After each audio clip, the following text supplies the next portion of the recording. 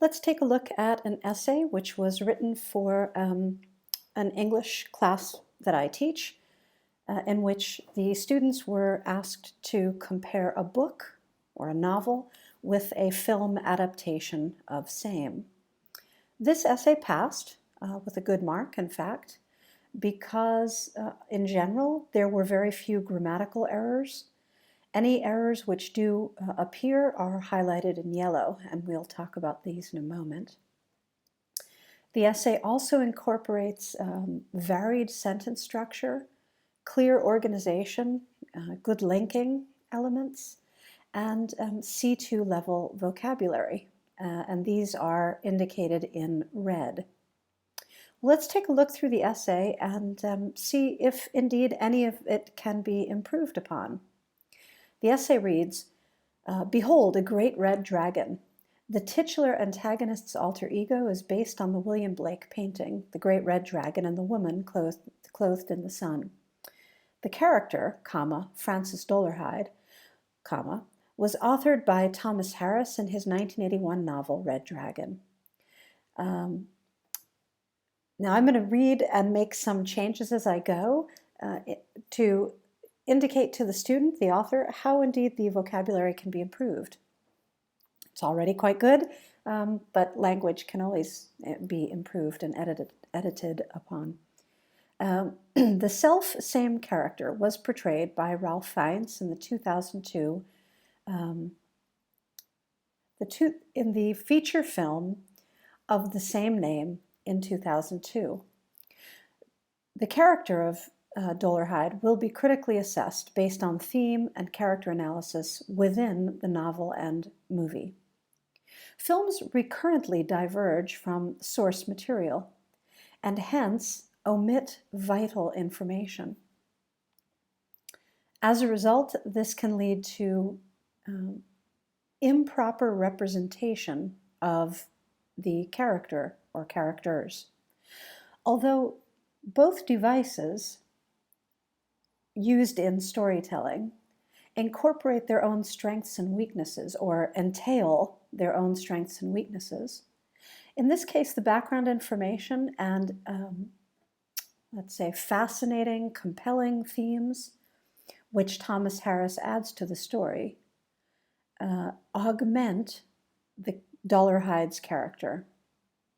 An in-depth analysis and use of themes regarding this character will be used to ascertain whether Dolarhyde is perceived as a more humane and relatable character in the novel, as opposed to the character depicted in the movie. Okay, that's fine. So again, the introduction is clear, the thesis is clear. Crucial elements of a novel are often affiliated with a universal theme, or are often affiliated with, may not be the right wording. In English, usually you affiliate with a political party or a belief system, or let's say the crucial elements within a narrative are often related to or based upon a universal theme, and in the case of Red Dragon, this theme, the theme of alienation, is omnipresent throughout. In order to critically compare and contrast the two different representations of this major theme, it will be necessary to analyze the works individually, or on an individual basis. Firstly, the novel Red Dragon will be scrutinized. Sounds kind of medical. So let's go with the novel Red Dragon will be analyzed in depth. Okay, and then it would be nice to have a linking word here, such as a case in point, or as illustration, something like, in order to, firstly, the novel Red Dragon will be looked at in depth. And Francis Dolarhyde's character will be considered. Okay, Dolarhyde was born with a cleft palate, a facial deformity which negatively influenced his youth and left him traumatized. As a result of this malformation or deformation and the constant abuse he experienced at the hand of his mother, grandmother, and stepfamily, he oftentimes, separate words, feels excluded from society or from those around him. Indeed, he lives in exile in his paternal grandmother's sizable manor. Here he houses both himself and his alter ego, the Red Dragon, a persona which he created due to his obsession with the painting of the same name.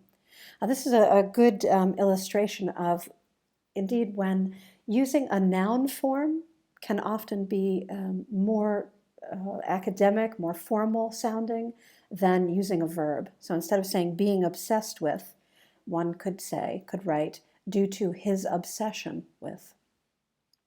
The novel further iterates, I'm not sure if that's the correct word, I wasn't sure at the time, but now that I look at it, I think it is. The novel further, I'm thinking maybe the better word would be illustrates this theme by presenting a love interest for Francis, namely Reba McLean. This introduces love, or by doing so, the author introduces love as a universal theme, but also bolsters Francis's feeling of alienation. Reba is hindered by her blindness. However, even though she experiences discomfort due to her handicap, people are nonetheless interested in her presence or interested in her as a person. This invokes a stark contrast with, or you could say, this, I want to use the word contrast, or this dualism, this binary, invokes a stark contrast with Dollarhide, who suffered greatly due to his deformity and thus chose to abhor human contact in order to diminish the chances of him being victimized further. The Red Dragon is in constant conflict with Francis regarding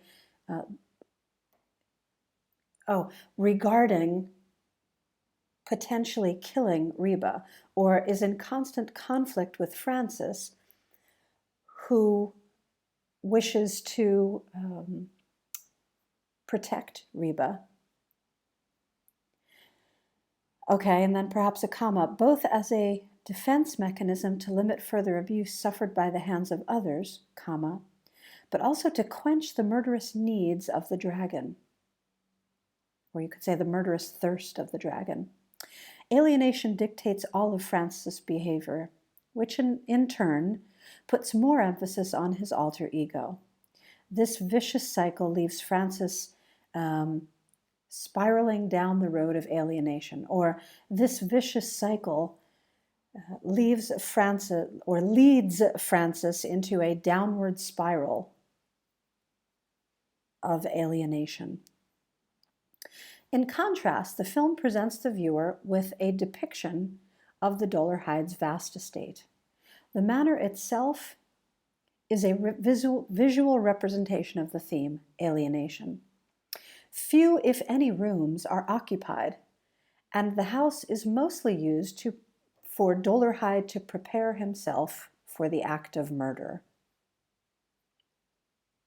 Francis is merely an inhabitant of the much larger and dominant persona, and then you could use a linking word here because there's a link between the fact that he inhabits the house, but he also inhabits this sort of persona that is his alter ego, the dragon.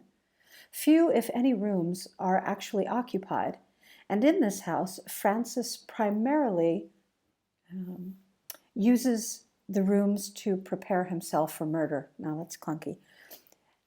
And the house is primarily used for Dollarhide to prepare himself for the act of murder. Similarly, Francis is merely an inhabitant of the much larger and dominant persona, the Red Dragon.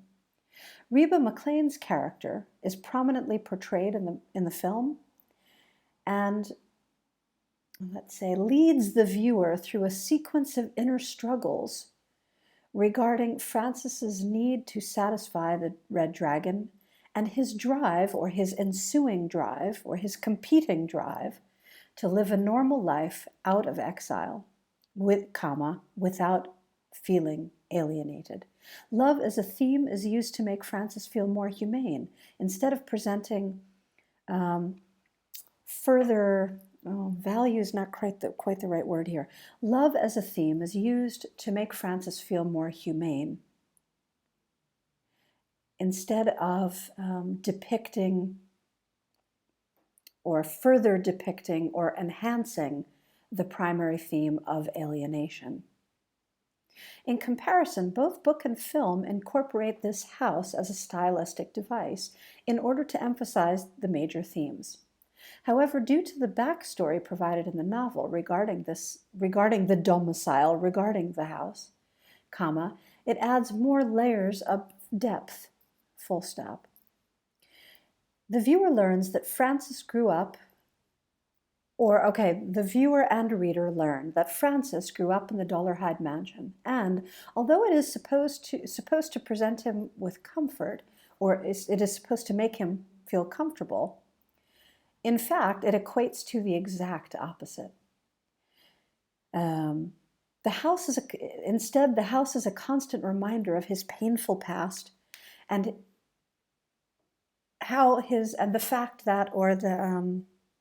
his painful past, and the unavoidable reality that his facial deformity shapes his past, not only his past, but his present and future.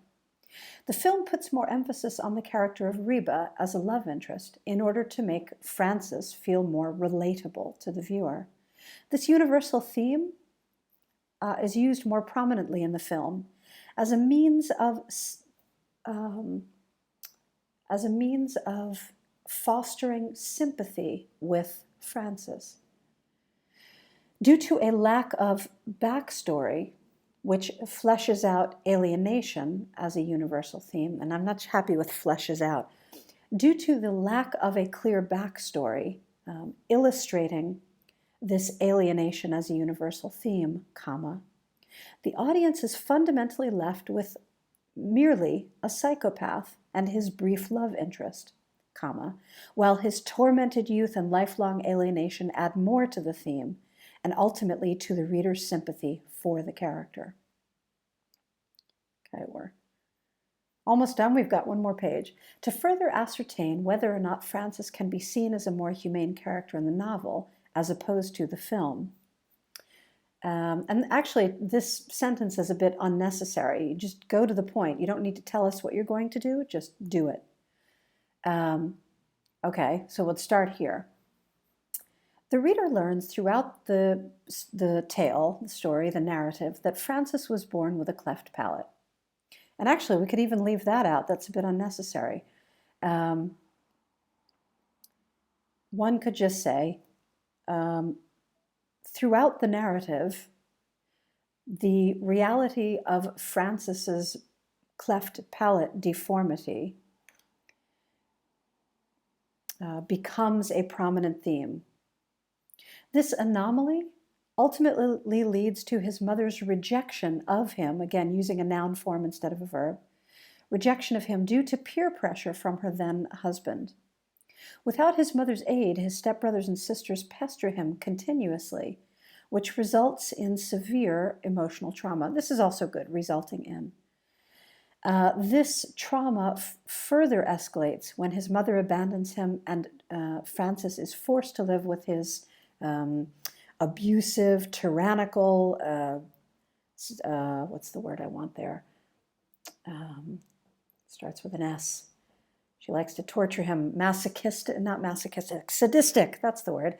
And he is forced to live with his sadistic grandmother in the vast Dollarhyde mansion.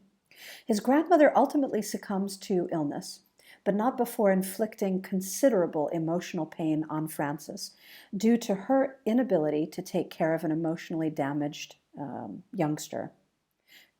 She threatens him when he wets his bed and when he indulges in sexual behavior when he indulges his sexual urges during puberty. Francis's troubled youth is the catalyst by which the Red Dragon persona is born. In contrast to the novel, the film briefly mentions his grandmother during a montage in the opening credits.